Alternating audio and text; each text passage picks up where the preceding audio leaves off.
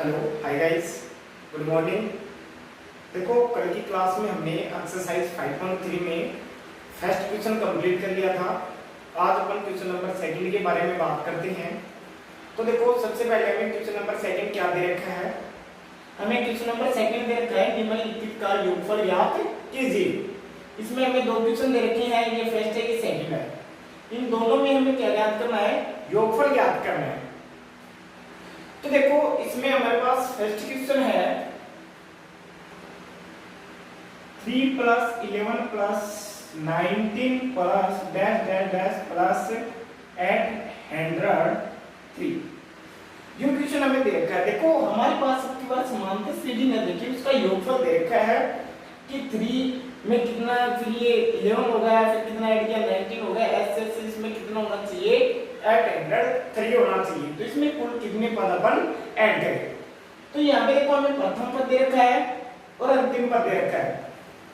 यहाँ से अपन सबसे पहले किसकी वैल्यू ज्ञात करेंगे? n। कुल पदों की संख्या को क्या कर लेंगे? ज्ञात कर लेंगे।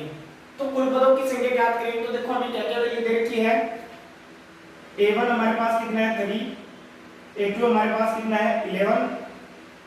और देखो, यहाँ से an हमें दे रखा है 803। कुल पद हमें दे रखे हैं, अंतिम पद दे रखा है, सॉरी, कुल पदों की संख्या अपन ज्ञात करें। तो देखो, यहाँ से सारवंतर हमारे पास क्या होगा? d a2 - a1। तो 11 - 3 कितना बचेगा? 8। d हमारे पास कितना आ गया? 8। हमारे पास प्रथम पद है, d की वैल्यू है, an की वैल्यू है। n पदों की संख्या हमें ज्ञात करनी है। तो n हम किस फॉर्मूले से ज्ञात करेंगे? an इक्वल क्या होता है? a plus into n minus 1 into d। यहाँ से अपन वैल्यू पुट करेंगे। an की वैल्यू हमें कितनी दे रखी है? 803। a की वैल्यू 3 प्लस इंटू n की वैल्यू हमें ज्ञात करनी है, d की वैल्यू हमारे पास 8। यहाँ से देखो, ये पॉजिटिव इस साइड में जाएगा, कैसा हो जाएगा? हमारे पास नेगेटिव हो जाएगा। अपसांतरण करते हैं तो 803 - 3 इक्वल n - 1 इंटू 8। आगे सोल्व करते हैं, कितना बचेगा? 803 में से -3 करेंगे तो हमारे पास कितना बचेगा? 800। n - 1 into 8। अब ये 8 इसके गुणा में है, इस साइड में जाए, किस में जाएगा? भाग में। 800 अपॉन 8 इक्वल n - 1 क्या हो जाएगा? कट करेंगे तो 100 इक्वल n - 1। ये हमारे पास n साइड में पक्षांतरण करेंगे, कैसे हो जाएगा? पॉजिटिव। तो 100 + 1 इक्वल n। तो n की वैल्यू हमारे पास कितनी आ गई? 101। तो हमारे पास कुल कितने पद है इसमें? 101, 101 पद है। अब हमें क्या ज्ञात करना है? योगफल ज्ञात करना है, 101 पदों का योगफल। तो हमारे पास अंतिम पद है, प्रथम पद है, तो अपन मैंने बता दिया था आपको फॉर्मूला क्या होता है। Sn equal n into a plus an या फिर n, या फिर n भी काम में ले सकते हैं। n भी क्या होता है? अंतिम पद, और an भी क्या होता है? अंतिम पद। पुट करते हैं, देखो, s 101 इक्वल 101 अपॉन 2। यहाँ से वैल्यू पुट करते हैं। a की वैल्यू हमारे पास कितनी है? 3 प्लस an की वैल्यू हमारे पास कितनी है? 803। तो s 101 इक्वल 101 अपॉन 2। आगे सोल्व करेंगे, कितना हो जाएगा? ये 806। यहां से देखो, 806 2 से डिवाइड हो रहा है, कर देंगे। 2 4 जा 8, 0 2 3 जा 6। अब s 101 इक्वल, देखो, 101 इंटू हमारे पास कितना है? 403। मल्टीप्लाई करेंगे, देखो हमारे पास कितना होगा? यहाँ पे करते हैं 403 101 304 000 इंटू 304 कितना हो जाएगा? 3043704 कितना हो जाएगा? 40,703। तो S 101 कितना आ गया? 40,703। हमें क्या ज्ञात करना था? योगफल ज्ञात करना था। तो ऐसा है, दी गई समांतर से दी गई समांतर श्रेणी का कुल योगफल हमारे पास कितना हो जाएगा 40,703। कुल पद कितने आ गए हमारे पास 101 और उनका योगफल अपन ज्ञात कर लेंगे कितना हो जाएगा 40,703। इसी के अपन सेकंड क्वेश्चन करेंगे। देखो सेकंड क्वेश्चन करते हैं।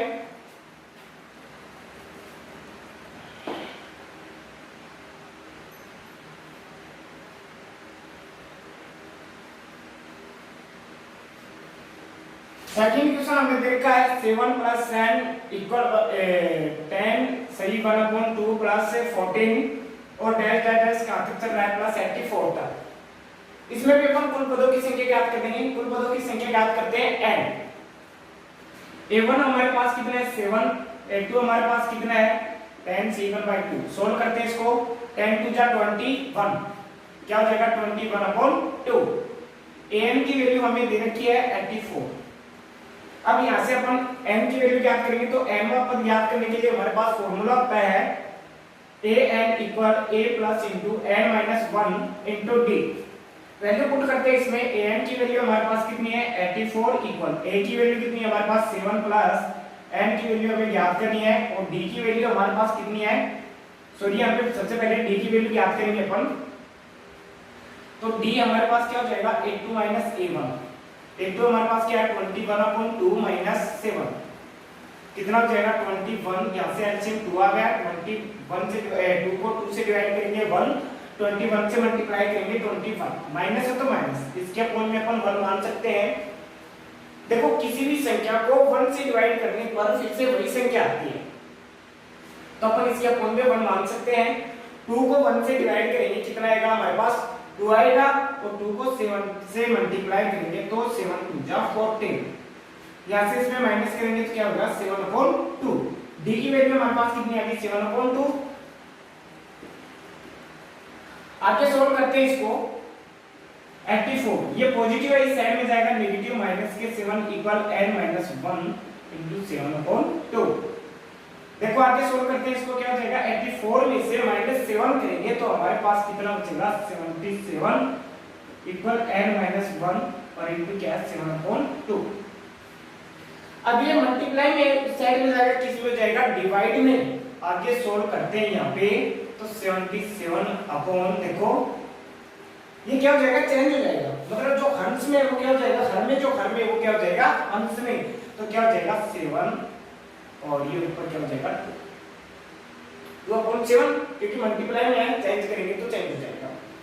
देखो कैंसिल हो रहा है 7 11 7 का 77 मल्टीप्लाई करेंगे तो क्या हो जाएगा हमारे पास इक्वल क्या 1 माइनस तो 22 इक्वल n माइनस 1 ये -1 है इस साइड में पक्षांतरण करेंगे 22 प्लस 1 इक्वल n। n की वैल्यू हमारे पास कितनी आ गई 23। तो इसमें हमारे पास कुल कितने पद है 23 23 पद है कुल 23 पदों के योगफल ज्ञात करते हैं। भाई तो योगफल के लिए किसी भी समांतर श्रेणी में n पदों का योगफल ज्ञात करने के लिए फॉर्मूला होता है Sn equal n/2 into a plus क्या होता है an। वैल्यू पुट करते हैं S23 हमें ज्ञात करना है n की वैल्यू 23/2 a प्रथम पद हमारे पास कितना है 7 प्लस देखो ये क्या हो जाएगा हमारे पास 20 an अंतिम पद कितना है 84। तो S23 हमारे पास कितना आ गया 23/2 और मल्टीप्लाई 84 में 7 ऐड करेंगे तो क्या हो जाएगा हमारे पास 91। तो S23 इक्वल इसको मल्टीप्लाई करते हैं 91 को 23 से कितना हो जाएगा 3 1 जा 3 9 3 जा 27 2 1 जा 2 9 2 जा 3 7 2 कितना होगा 9 8 2 कितना होगा 10 और 1 1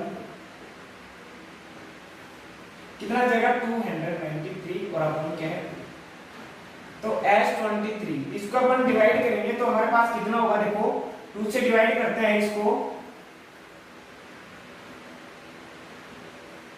2 1 जा 2 0 बचेगा नहीं जाएगा 0 उतार लिया 0 ये यहाँ पे क्या उतारेंगे अपन 9 उतारेंगे तो 2 4 जा 8 यहाँ पे 1 3 उतार लिया 2 6 जा तो कितना बचेगा हमारे पास 1। तो इसको अपन लिख सकते हैं क्या 1046 देखो तो एक 23 पदों का कुल हमारे पास योगफल कितना आ गया 2093/2। इसको अपन 2 से डिवाइड करेंगे तो अपन लिख सकते हैं क्या 1046 सही 1/2, क्योंकि देखो गुणा करने पर वही आएगा, 2 से मल्टीप्लाई करेंगे तो कितना आ जाएगा हमारे पास 2992 और एक जोड़ देंगे तो कितना हो जाएगा 2993/2। तो इसको अपन ये भी लिख सकते हैं। तो हमारे पास कुल 23 पदों का योगफल है। हमें योगफल ज्ञात करना था, हमें दिया गया था n। सबसे पहले अपन पदों की संख्या ज्ञात कर लेंगे इस प्रकार के क्वेश्चन में, फिर हमें अंतिम पद दे रखा है n की वैल्यू अपन ज्ञात कर लेंगे। तो Sn किसी भी समांतर श्रेणी में n पदों का योगफल ज्ञात करने के लिए हमारे पास फॉर्मूला होता है Sn = an/2 * a + an। यदि हमें अंतिम पद दे रखा हो तो ठीक है, ये हमारा क्वेश्चन नंबर 2 अब क्या हो गया कंप्लीट हो गया। क्वेश्चन नंबर 3 के बारे में बात करते हैं। देखो हमें क्वेश्चन नंबर 3 क्या दे रखा है, तो नंबर हमें 3 दे रखा है पदों की संख्या ज्ञात कीजिए। हमें देखो क्या दे रखा है इसमें, फर्स्ट है समांतर श्रेणी 9 17 25 के कितने पद लिए जाएं कि उनका योगफल हमारे पास कितना हो जाए 636। कितना हो जाए 636। तो हम देखो करें क्या है, सबसे पहले हमें एपी दे रखी है। एपी क्या दे रखी है 9 17 25 और डैश डैश डैश। इसमें हम कितने पद लें कि इसका योगफल हमारे पास कितना होता है 636। पदों की संख्या ज्ञात करनी है। पदों की संख्या क्या होता है n पदों की संख्या में ज्ञात करनी है। तो यहां से देखो हमारे पास a1 कितना है 9, a2 हमारे पास कितना है 17 और यहां से अपन d की वैल्यू अपन ज्ञात कर लेंगे। क्या होगा a2 - a1 तो 17 - 9।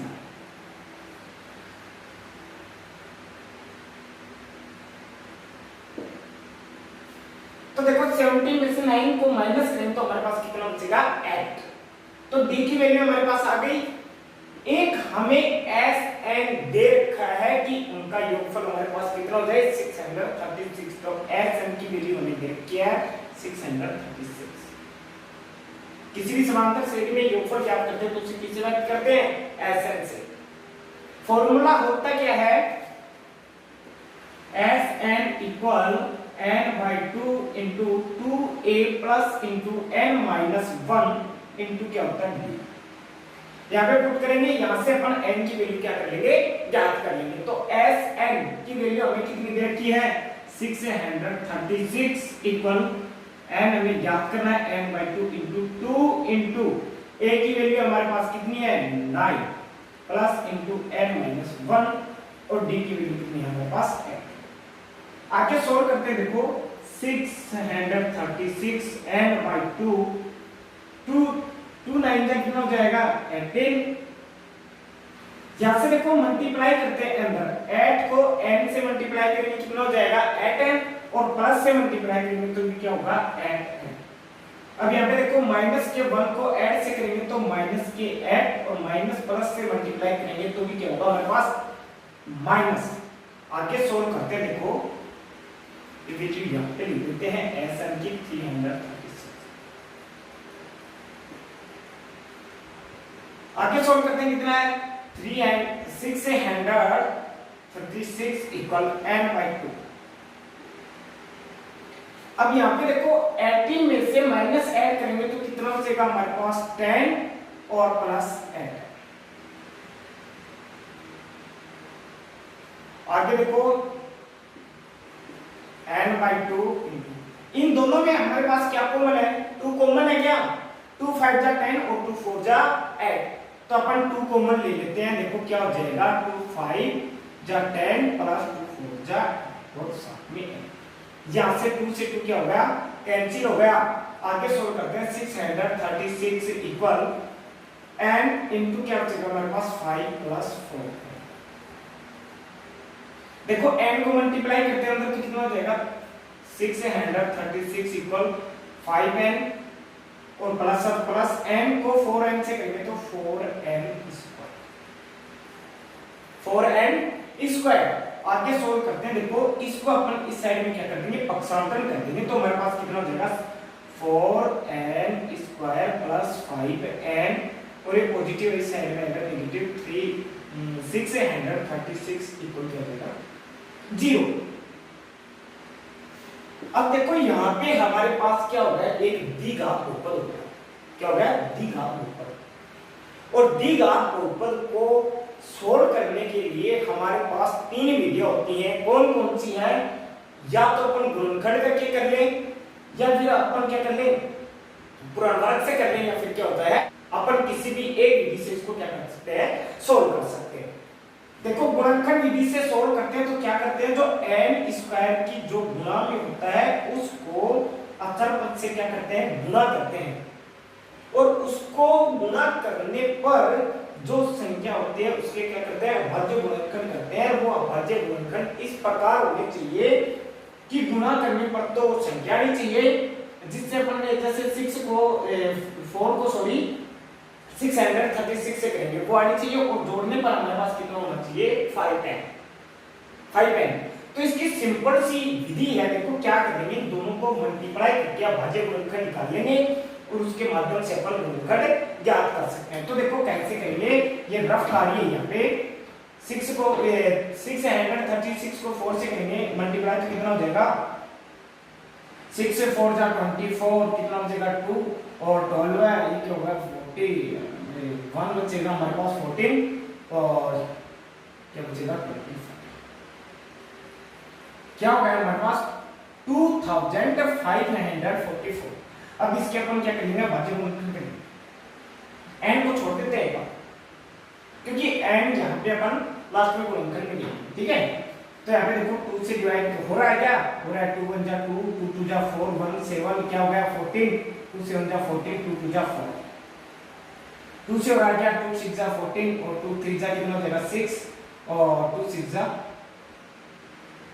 हो जाएगा। आगे देखो किससे हो रहा है, 2 से हो रहा है क्या 2 3 जा 6, 2 1 जा 2, 2 8। आगे देखो 2 से हो रहा है क्या 2 1 जा 2, 2 5 जा 10, और 2 9 जा। अभी 2 से नहीं होगा, 2 से नहीं होगा तो किससे करेंगे अपन, 3 से करेंगे। देखो 3 से डिवाइड हो रहा है, क्या हो रहा है 3 5 का कितना हो जाएगा 15, 3 3 जा। अब 53 है वो किससे डिवाइड होगा, 53 से डिवाइड होगा, तो देखो 53 बन जा। अभी यहाँ पे अपन संख्याओं को गुणा करेंगे, इस संख्या को गुणा करेंगे तो डेफिनेटली हमारे पास यही होगा गुणा करने पर। लेकिन अपन ऐसी दो संख्या कर लेंगे कि जिसको ऐड करने पर हमारे पास कितना होना चाहिए 5n होना चाहिए, 5n। आगे देखो जब पे n वैल्यू अपन बाद में लेंगे तो कितना होना चाहिए, ओनली फॉर 5 होना चाहिए, ठीक है। तो देखो 2 2 जा 4, 4 2 जा 8, 8 2 जा कितना हो गया 16, और 16 3 जा 48, कितना हो गया 48। अब देखो 48 और 53 हो रहा है क्या, देखो 53 में से 48 माइनस करेंगे तो कितना बचेगा हमारे पास 5 ही बचेगा, कितना बचेगा 5। एक बार के लिए इस चीज को ध्यान में मत रखना कि यहाँ पे पॉजिटिव है फिर नेगेटिव है, देख लेना या तो ऐड करने पर या माइनस करने पर। तो यहाँ पे देखो माइनस करेंगे तो हो जाएगा ना हमारे पास। अब देखो हमें क्या चाहिए, इस चीज अपन कैसे ले कि हमें कैसे पता चले कि कौन सी बड़ी संख्या है वो नेगेटिव ले या फिर पॉजिटिव ले। तो यहाँ पे चीज देखिए, यहाँ पे क्या है पॉजिटिव है, तो पॉजिटिव है तो यहाँ पे बड़ी संख्या भी किसकी होनी चाहिए पॉजिटिव की। यदि ये माइनस होता तो अपन बड़ी संख्या किसकी ले लेते, माइनस की ले लेते। तो यहाँ पे देखो क्या कर देंगे अपन, इसमें पुट करते हैं 4n स्क्वायर और प्लस हमारे पास कितना था 53 और माइनस क्या कर देंगे n भी साथ में ले लेते हैं n, क्योंकि ये n स्क्वायर था ना, तो यहाँ पे माइनस क्या है 48 और माइनस 66 से इक्वल 0। जहाँ पे देखो 5n को अपन लिख सकते हैं क्या 53n माइनस 48n। यहाँ पे देखो इसमें से माइनस करेंगे अपन तो हमारे पास कितना बचेगा 5n, और मल्टीप्लाई करने पर हमारे पास वही वैल्यू आएगी जो इन दोनों को मल्टीप्लाई किया था, ठीक है। इन दोनों को मल्टीप्लाई करने पर आई थी, माइनस की थी तो ये हमारे पास किसकी हो गई, ये भी देखो माइनस की आएगी, यहाँ पे मल्टीप्लाई करने पर तो क्या होगी माइनस की, और ऐड करने पर हमारे पास क्या बचेगा 5। अब देखो आगे करते हैं, इन दोनों में हमारे पास क्या कॉमन है ओनली फॉर n कॉमन है, तो n यहाँ पे कॉमन ले लेते हैं, क्या बचेगा 4n प्लस 53। अब इन दोनों में हमारे पास क्या कॉमन है, 12 कॉमन। अब यहाँ पे 12 कॉमन ले लिया तो क्या बचेगा हमारे पास 4n और माइनस 12 है, ये माइनस है तो माइनस माइनस क्या हो जाएगा प्लस, और 12 से 636 को डिवाइड करेंगे तो कितना होगा 53 और इक्वल क्या हो जाएगा। अब इन दोनों में हमारे पास क्या कॉमन है 4n प्लस 53, तो यहाँ पे कॉमन ले लेते हैं 4n प्लस 53, शेष हमारे पास क्या बच गया, यहाँ से क्या बच गया हमारे पास n और माइनस क्या बचेगा इक्वल 0। आगे करते हैं, एक बार इसके इक्वल 0 लेंगे और एक बार इसके इक्वल, तो देखो करते हैं, क्या हो जाएगा हमारे पास 4n प्लस 53 इक्वल 0, या क्या हो जाएगा n माइनस 12 इक्वल 0। यहां से 4n 53 को पक्षांतरण कर देंगे माइनस के 53, या n इक्वल हमारे पास कितना आ गया 12। आगे करते हैं इसको, n 4 मल्टीप्लाई में इस साइड में जाएगा डिवाइड में 53 अपॉन 4, तो n की हमारे पास दो वैल्यू आ गई यहाँ पे, माइनस के 53 अपॉन 4 और n इक्वल 12। अब देखो एक्सरसाइज स्टार्ट करने से पहले मैंने आपको बता दिया था कि n पदों की संख्या है वो कभी भी ऋणात्मक नहीं होती है, हमेशा कैसे होनी चाहिए, धनात्मक और पूर्णांक होनी चाहिए, धनात्मक पूर्णांक होनी चाहिए। तो n का मान यहाँ पे अपन ऋणात्मक नहीं लेंगे, यहाँ पे लिख देंगे n का मान कभी भी ऋणात्मक नहीं होता है, नहीं होता है। तो n का मान हमारे पास कितना आ गया 12, तो n इक्वल अपन क्या लेंगे 12, तो अपन लिख देंगे अतः दी गई एपी में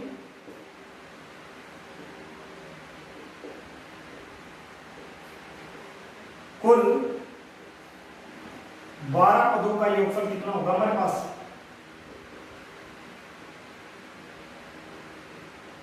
636। यही हमें पूछा गया था कि इस समांतर श्रेणी में कुल कितने पद लिए जाए जिनका योगफल हमारे पास कितना हो जाए 636। तो हम कुल कितने पद लेंगे 12 पद लेंगे जिनका योगफल हमारे पास कितना होगा 636। थर्ड में हमारे पास फर्स्ट का क्या हो गया कंप्लीट हो गया। इसी के अकॉर्डिंग अपन कौन सा करेंगे सेकंड वाला क्वेश्चन करेंगे। सबसे पहले क्या करेंगे n की वैल्यू ज्ञात कर लेंगे। n की वैल्यू ज्ञात करने के बाद में हमारे पास दी का बहुपद बनेगा, इसको अपन क्या कर लेंगे या तो गुणनखंड विधि से या गुणनवर्ग से या फिर अपन सीधाचारी विधि से क्या कर लेंगे इसका सोल्व ज्ञात कर लेंगे। सॉरी है दी का मतलब दो समीकरण दे के उसको ज्ञात करने के लिए लेते हैं, तो कौन सी कर लेंगे अपन सीधाचारी विधि से। तीन विधियां कौन सी है गुणनखंड विधि या फिर सीधाचारी विधि या फिर गुणनखंड विधि, किसी भी एक से सोल्व कर लेंगे। n का मान हम क्या आएगा हमारे पास सेम आएगा। तो अपन देखो सेकंड क्वेश्चन के बारे में बात करते हैं। इसमें सेकंड हमें क्या दे रखा है एपी हमें दे रखी है 63, 60 और 57 के कितने पद लिए जाएं कि उनका योगफल हमारे पास 693 हो जाए। तो यहां पे देखो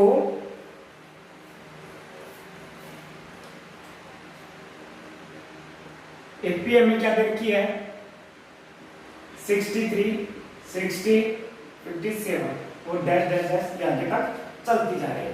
यहां से भाई a1 की वैल्यू हमारे पास कितनी है 63, a2 की वैल्यू हमारे पास कितनी है 60 और sn हमें दे रखा है 693। जहां से अपन d की वैल्यू ज्ञात करेंगे तो d क्या होता है हमारे पास a2 माइनस a1, तो 60 माइनस 63 क्या हो जाएगा माइनस के 3।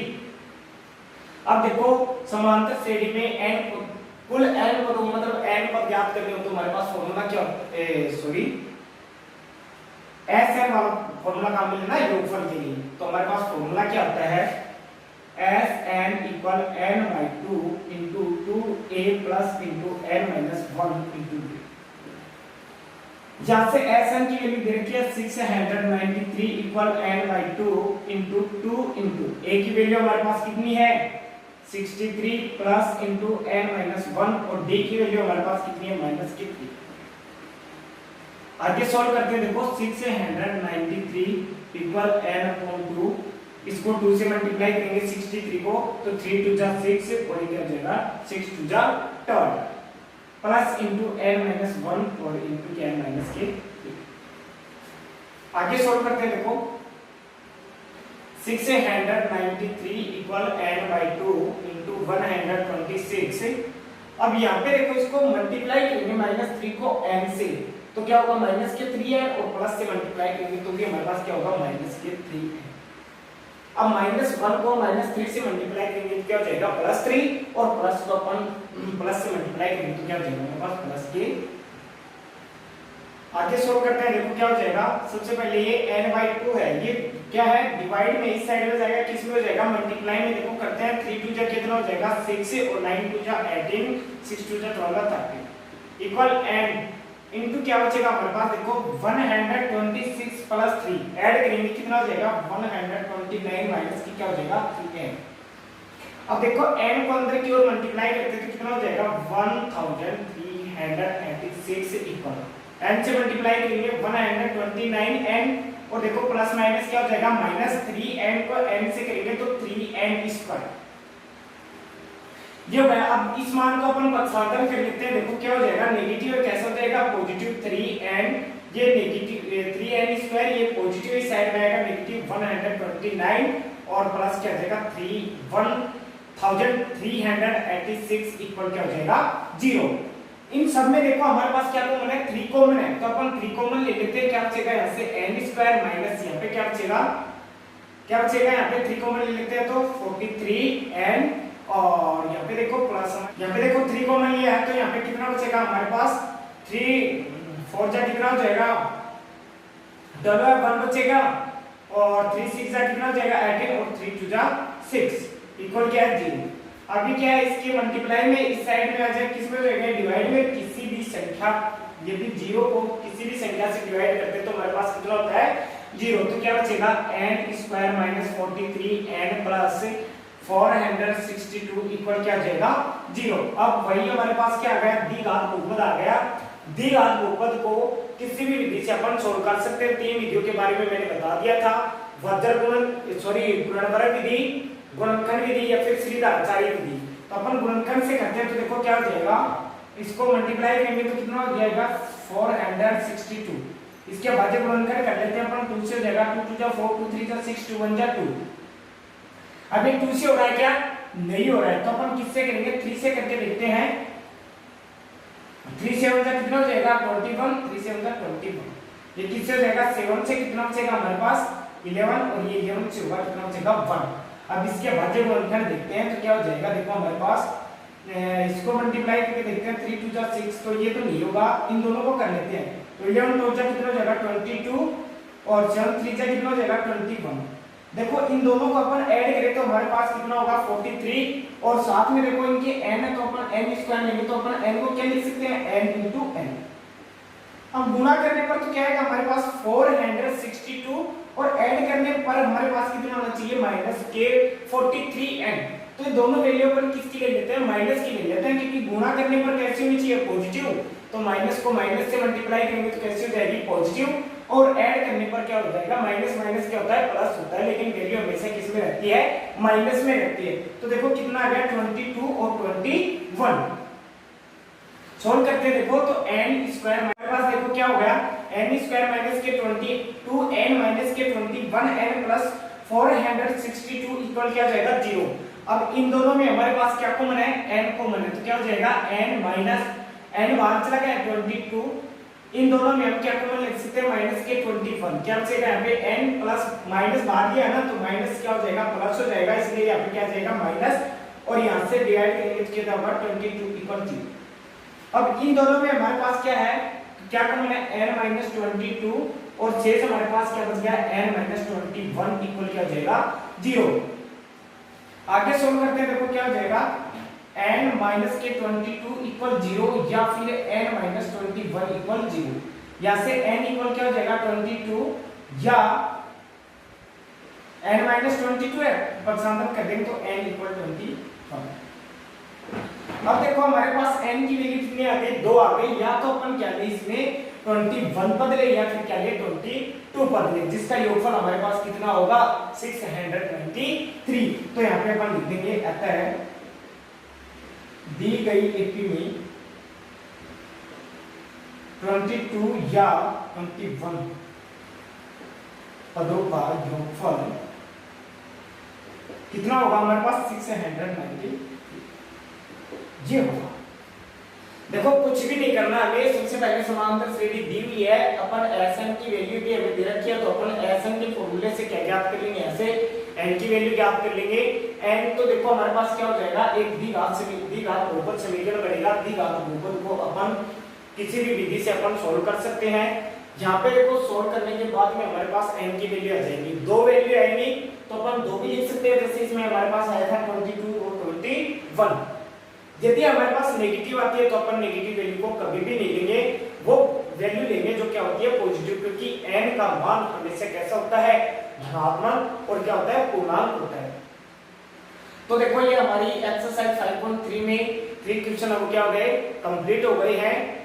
बाकी बचे जो क्वेश्चन अपन कल की क्लास में करेंगे।